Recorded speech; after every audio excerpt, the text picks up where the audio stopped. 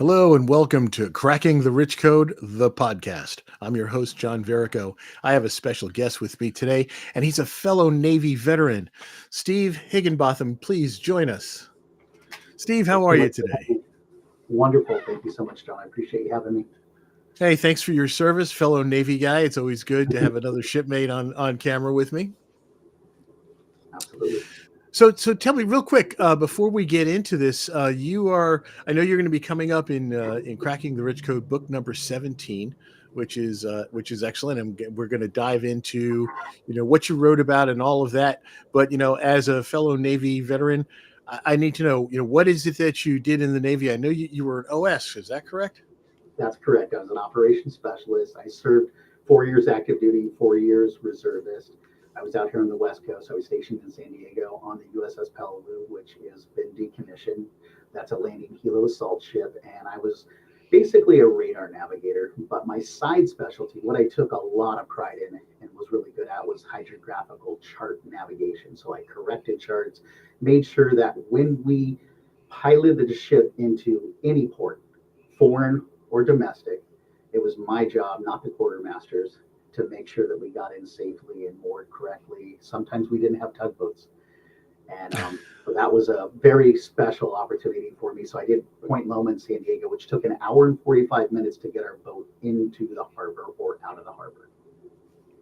Always a challenge, especially coming into all kinds of ports around the world. Having been in the Navy myself, I was on an ammunition supply ship. Okay. So there were a lot of ports that didn't want us to pull in pierside. So Yes, I can imagine. we just had to anchor out for a while. So well, let's just put that aside for the moment because we can chat forever about our days in the Navy days. I don't know what it is about old sailors, but we have a tendency to just want to talk sea stories forever. But let's talk about where you are now and how you've evolved over the years from your time in the Navy back as an operations specialist and doing navigational charts and things like that.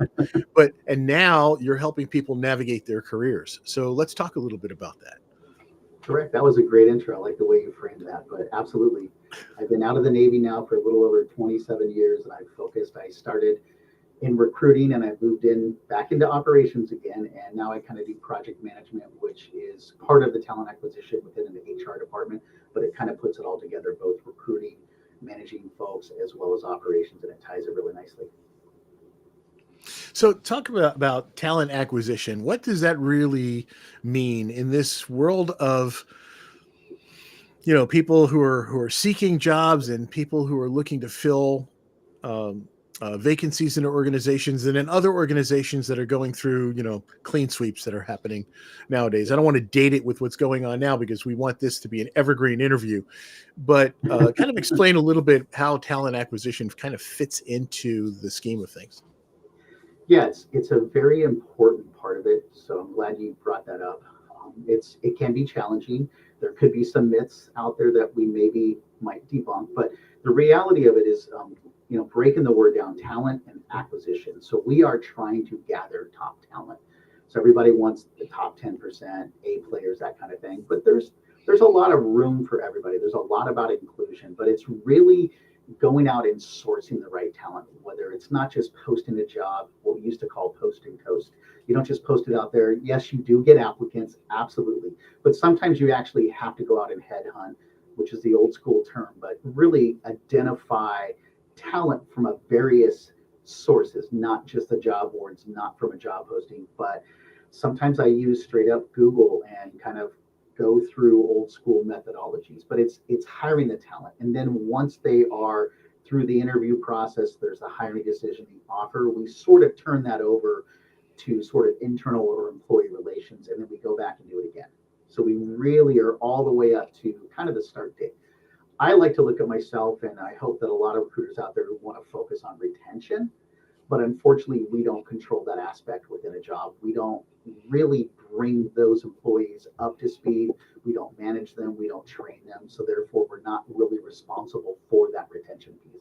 But that is a key element that we want to hire the right folks. And I don't just look at a company culture. I look at departmental cultures. And is this the right opportunity for that individual? And if we do that successfully in the talent acquisition process, hopefully 85, 90% of them are going to be retained.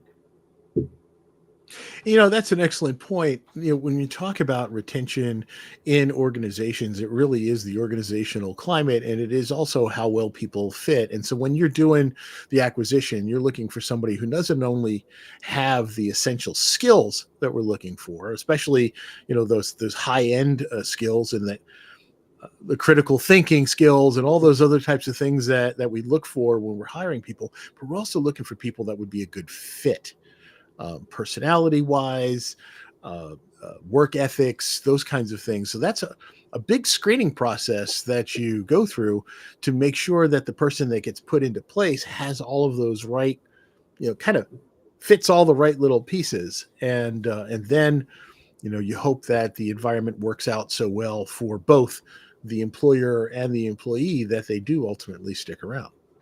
Yeah, and I think one thing to also note to carry that point on just a little further is we're not 100% responsible for the hiring decision. That's usually the hiring managers. However, we're the frontline defense.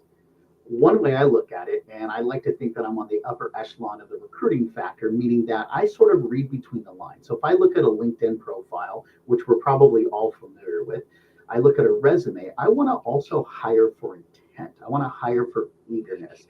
Not necessarily someone that wants to get promoted quickly, but someone that wants to get promoted appropriately, that goes through the right steps. So it's reading between the lines. And that's why when I do face to face interviews or virtual interviews, it's very important to look at someone's body language, the tonality, look at their excitement. AI does help because it can take scripts and it does take notes of the conversation, but it's very important to gather that person's kind of demeanor and what they may know about the company, know about the position. And it's not always cookie cutter. Sometimes the person Yeah. that is the most polished does not get the position because they're too polished. I need sometimes people to think outside the box. So that sort of reading between the lines is also very prevalent in the recruiting process. Now, Steve, you've taken all of your experience in this realm and you apply it also as a coach. Correct. And so I'd really like to, I mean, that's the part I would like to really deep dive into, because if I recall your chapter that you wrote, and it's going to be in volume 17 of Cracking the Rich Code, your chapter is kind of about that, preparing yourself for this, isn't it?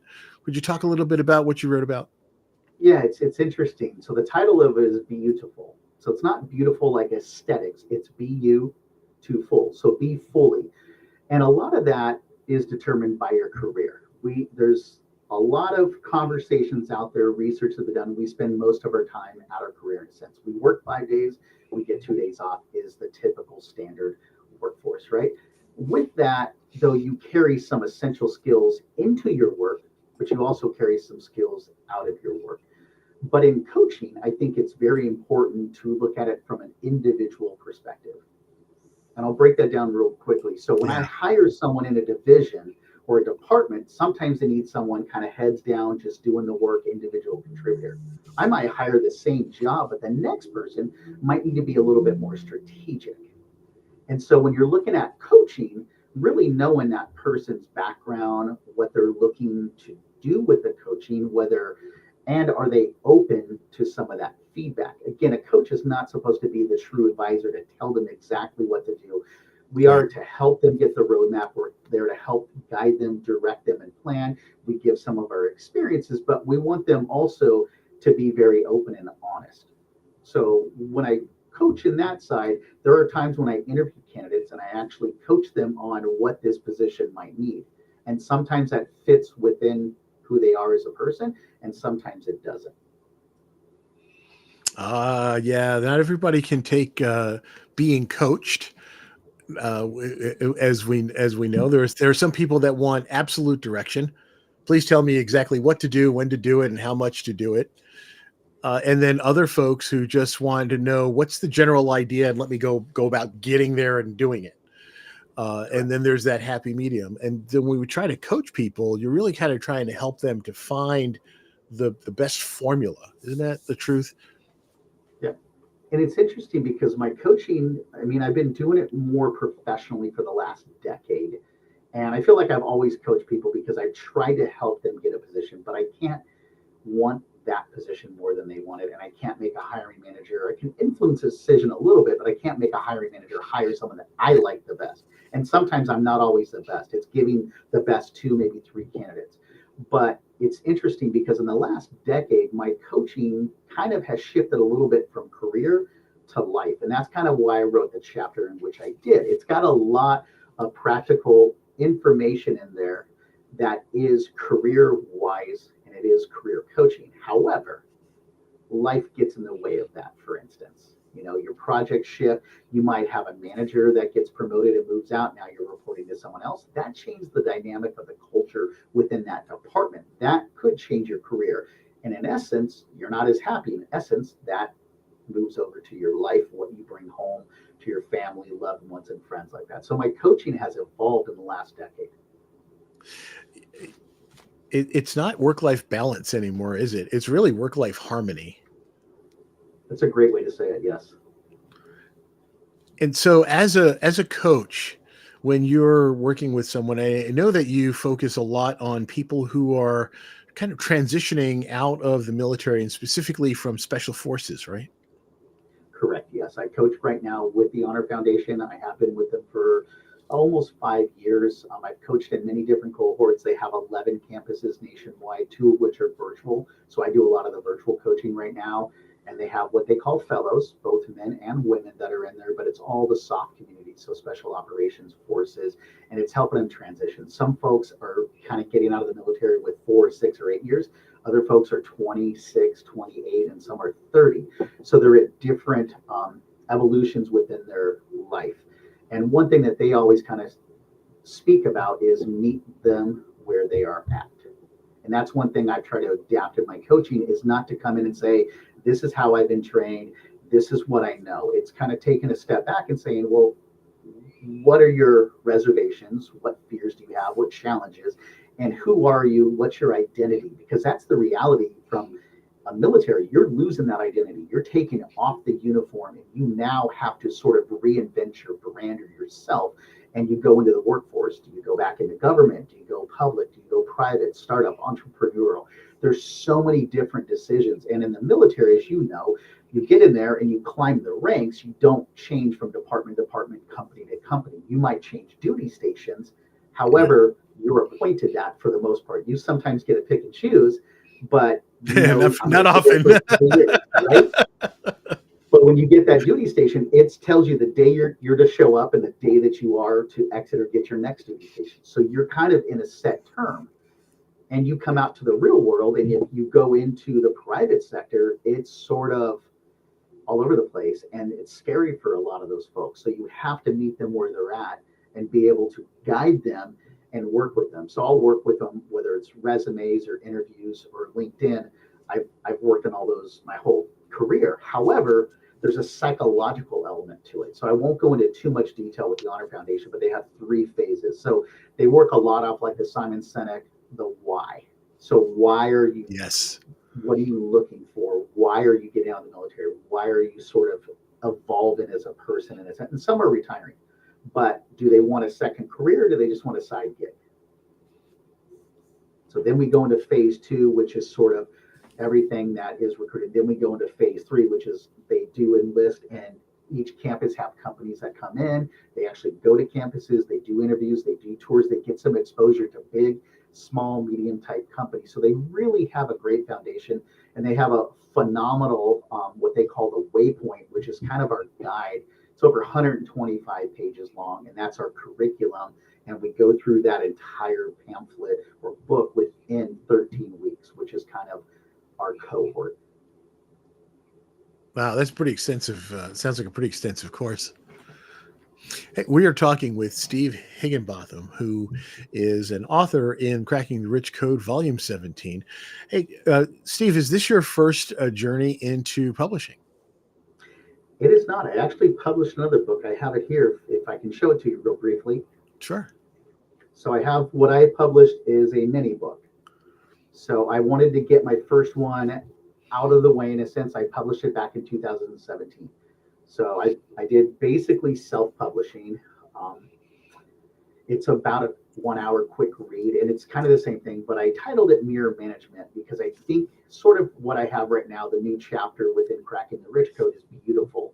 But it kind of starts with, in my opinion, waking up and looking yourself in the mirror and holding yourself accountable. And that's kind of how I came to the name.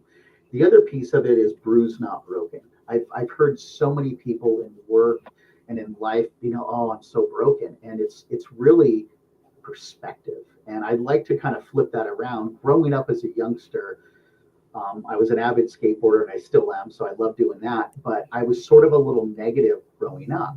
And I don't want to be that type of person moving forward. And therefore, I'm not broken. Yes, I have a lot of bruises. I've got scars, scrapes, scratches, but I'm not broken. And I won't let this world or anyone, whether it's a career or not, break me. So I want folks to think of it like you're going to get scratches, you're going to get bruised, but don't ever let yourself be all the way down.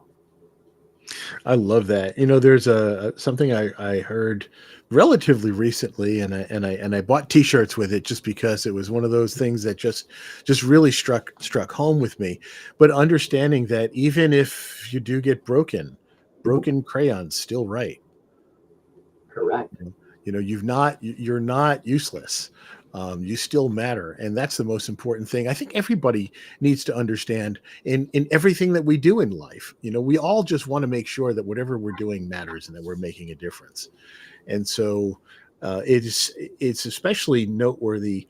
I have seen with my fellow military members as they're transitioning out of the service and going into the civilian world, and not really understanding where they fit in, or not understanding that, well, hey, I'm not out there defending the country, defending our way of life. I'm now, working in something that maybe is not as world changing, but it still matters. And that's the most important piece.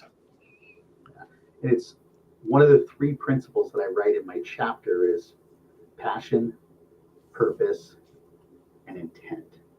And you hit on the purpose, right? There's a greater purpose. And taking that uniform off when you come out, it's scary, but you kind of lose that sense of purpose. You're not fighting, or at least holding down, the country, whatever coast you're on or where you're at. But I think the challenge is too is they have an opportunity and they have to look it in the eyes and realize, well, where's my passion at? This is a great opportunity that I get to shift my life in a positive direction, and I get it really like a kid in a candy store. What do I want to do? Who do I want to be? What kind of money do I want to make? What job do I have? So it's really open form, but it is scary. Once you start to solve that identity piece, then you start tying that into your purpose, and then that's where the intent comes in. And you wake up every day with that intent that, okay, this is my purpose today. This is where my passion, meets, and now we're good. Now your identity is back. I love it. I absolutely love it. And, we've been talking about this in the context of our discussion so far has been in the context of transitioning military and especially special forces types. But this really happens to anyone who's making some sort of a career transition or has any other kind of a change in their life, isn't it? Absolutely. One of the things that I write in the book is kind of fear is the culprit, and even myself included. So I'm kind of my own guinea pig. I started changing. I had a job that was wonderful with a great staffing company. I was there for almost 10 years, and my wife didn't want me to leave because the benefits were great. We got to go to Cancun and we won the trips and all this, but it was kind of taxing me. And I kept building businesses with inside of their business. And I had a purpose in doing that, but I kept giving it away. And I wasn't able to retain that purpose. But I also wanted something more. I didn't want to just be a recruiter or a salesperson or operations. And I kind of fell into that coaching of, wow, I'm really good at working with folks and really listening to them, but also guiding them in the right direction and having those tough conversations. And that's the hardest thing. So when I took that leap, it took me about a year to make that decision to leave that company. And then a year into it, I got laid off. And so all of a sudden, here I am, year after year, looking for a new job. And I'm like, well, I'm not going to allow this to happen. And luckily, I'm a recruiter, so I can go out and find a job. But do I want to find one that's purposeful? And I've made some bumps and bruises along the way where I haven't gone to the right company or I haven't taken the right job. Sometimes I follow the wrong leaders. Whatever it may be, it's scary. Now, since then, I've probably had a good 15 to 17 different types of positions, different types of titles. I love the project. Now I work very well in ambiguity. But the first time I got laid off was scary. And so I understand where people are trying to make that transition. There's that fear behind it, and there's that uncertainty. Do I do it? How should I do it? Where should I do it? I kind of like to use the term that sometimes jobs are jobs. They're not careers, they're stepping stones. And sometimes you don't have to go up the chain of command and get a promotion. Sometimes taking a lateral is better because it's a different culture, it's a different environment, a different leader. And so when I coach, it's trying to help folks understand that it's not all about the title. And there are some people that want the money, they want the title, but where's the purpose? Is that your passion? We can all go out and make money, but is it what we want to do? We live at work, most of us more than 40 hours a week. You got to enjoy it. Oh yeah, oh yeah. So we're talking with Steve Higginbotham, and if you want to get in touch with Steve, check out his website, stevehiggy.com. And I say you shortened your name to Higgy. Now it's not officially, but you use that. Why do you do that? So I had a couple of nicknames growing up, one of which I won't say on camera. I'm a little bashful about it, and I'm normally not. It's one of my soccer names when I was youngster. But my brother was called Bothams. You're gonna make us have to. You're gonna have to tell us that other nickname. But anyway, go ahead. I might. But yeah, Higgy, just some of my friends, and I still got two friends from junior high and high school that I still keep in touch with. One's in Atlanta, one's in Corona, California, and I was always kind of Higgy to them, and it just makes it easier. It does. It's certainly easier to pronounce than Higginbotham. Yep, Although I've been practicing for the last little while. I'm kidding. I appreciate that. Yep. We all get all kinds of nicknames. When I was a real little kid, when I moved from Brooklyn, New York to New Jersey. Now, those people who do not live in the Northeast might think that we all sound the same, but there's actually a very big difference between Brooklyn and Jersey. And so when we moved to New Jersey, everybody said, where you from? You talk funny. Well, I was a little smart aleck, and I was like, where do you think I'm from? Mars. So from like the fourth grade on, I was Martian. Like, oh, That's and that tough. stuck. Did you embrace it though? Did you like it, or was it a tough one? It was kind of mixed. It depended on who said it. And the Now I way they embrace said it, it. maybe right. Now I embrace it because I like being different. Okay. Do you want to Right. hear But my when we're first younger, we're nickname? trying to fit in. Yeah, absolutely. It's really, really tough. It's probably even harder nowadays with all the social media out there. There's so much coming at you, and Oh, so many different people that are, friends or acquaintances that aren't true friends in a sense. So, yeah. that is true. And you know what? The people see when I stayed little. When I said I was a little kid, I stayed little for a long time. I was actually Yeah. when I was in high school, when I graduated at the age of 18, I was only 5'3", weighed 110. So I was a little kid and got picked on by the bullies a lot. And now, all these decades later, I don't want to say how many decades because there's a lot of them, but people who either would pick on me, bully me, or ignore me back in high school are reaching out on social media to become my friends. They finally matured and grew up. Right? We grow up, we get out of that little cliquish attitude, and we come back to real life. Right? It's amazing the changes that happen to us in life at different stages. And as a coach, I know, Steve, that's really critical for you in working with your clients is helping them go through these transitional stages. Absolutely. And one thing that I'm really aspiring to do is do a lot more mentorship, right? Because sometimes I feel like, and it's not always, but sometimes, coaching can be transactional. They come in, they want to find a job. We help them. I have, this program that I call the creative recruiting model, which is not applying to jobs. It's all about networking. And I utilize that a lot, especially with the military veterans as well. But once they find that job or they move up or they get promoted and they're happy, they sort of like, oh, I don't need you anymore.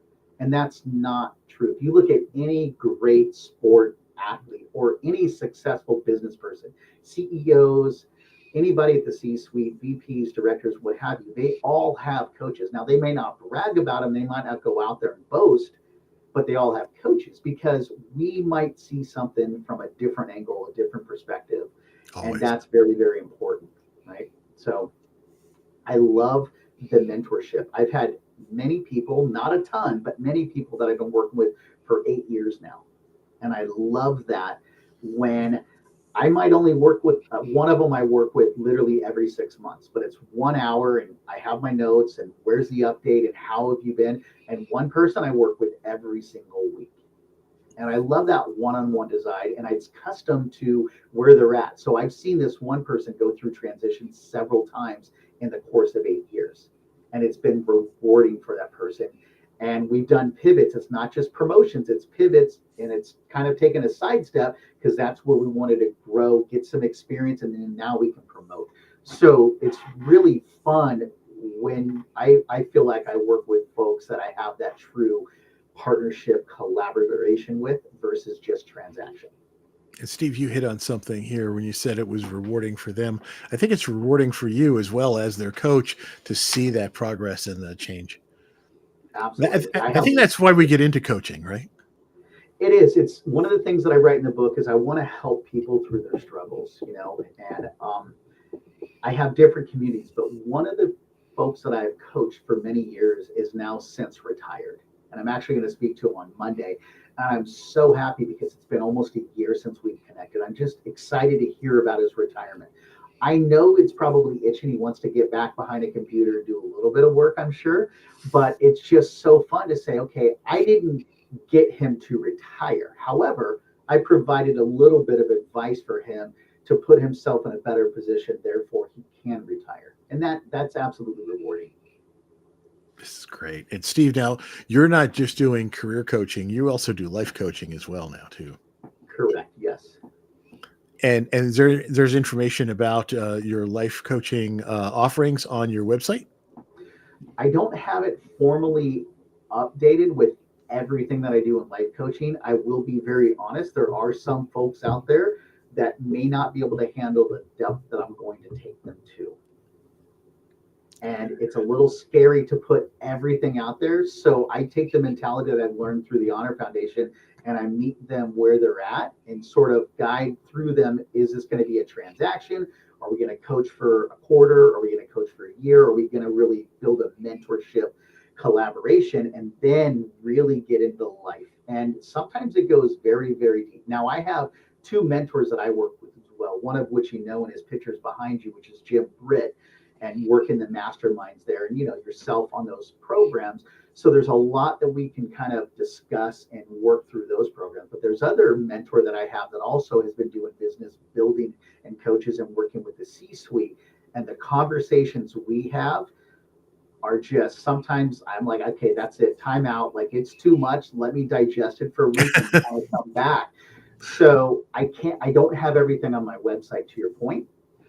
I have some of it, but I like to just let people know I am a life coach if that's the realm they want, because I really believe your career and your life are hand in hand. That is a part of who you are. It's not always going to be defined that way, but I kind of start with the career coaching because it's easier in a sense, and then you move to the life coaching, and then I basically got to get their trust, their buy-in, and their commitment to how deep do we really want to go. Because one of the newer books that I'm going to be writing in the near future is also about that life coaching perspective and how deep we're going to go to not just focus on this is your calendar for a month. It's not a quick fix. This is a long-term fix. This has been a great conversation with Steve Higginbotham, also known as Steve Higgy. And Steve, your chapter, I'm looking forward to it in the upcoming Cracking the Rich Code Volume 17. And can we find a copy of Mirror Management out there somewhere?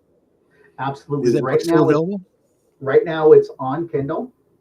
So that's where we have it, but I have hard copies here. So if anybody wants to reach out to me on my website, they can ask for it, and I'll be gladly to mail it to them personally. Excellent. Well, we'll be talking because I want an autographed copy. I'm just saying. You deserve one, having to listen to me for the last half an hour. It's been a great conversation. I've learned a lot, and I'm sure that our listeners have as